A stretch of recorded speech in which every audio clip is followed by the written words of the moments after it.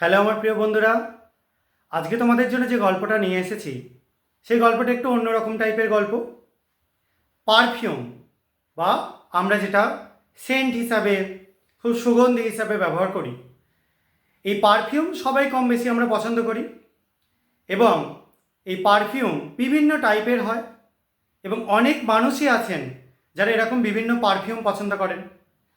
তো তাদের মধ্যে এরকম তিনজন পারফিউম পাগল ব্যক্তি, তারা একদিন এক কাঠা হলো, এক জায়গায় এসে জড়ো হলো।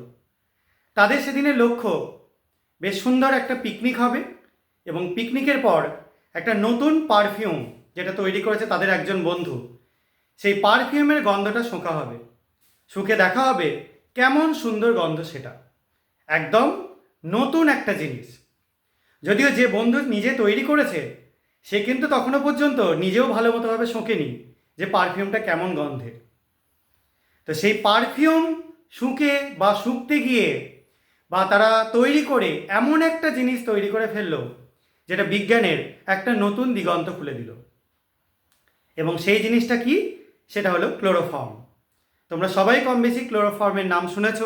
মেনলি আগেকার সময় মানুষকে অজ্ঞান করার কাজে এই ক্লোরোফর্ম ইউজ করা হতো।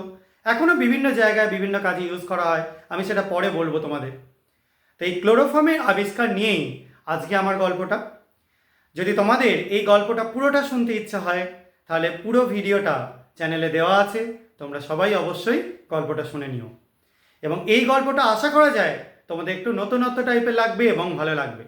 তাহলে এসো আজকে এই সুন্দর একটা গল্প শুনে নিয়ে যান যে কিভাবে আমরা এই ক্লোরোফর্ম পেয়েছিলাম, পারফিউম আবিষ্কার করতে গিয়ে কিভাবে এই ক্লোরোফর্ম আবিষ্কার হয়ে গেছিল। তাহলে সবাই যাদের এটা সম্পর্কে ইন্টারেস্ট রয়েছে তারা অবশ্যই পুরো ভিডিওটা শুনে নিও। ঠিক আছে, দেখে নিও এবং শুনে নিও। ওকে।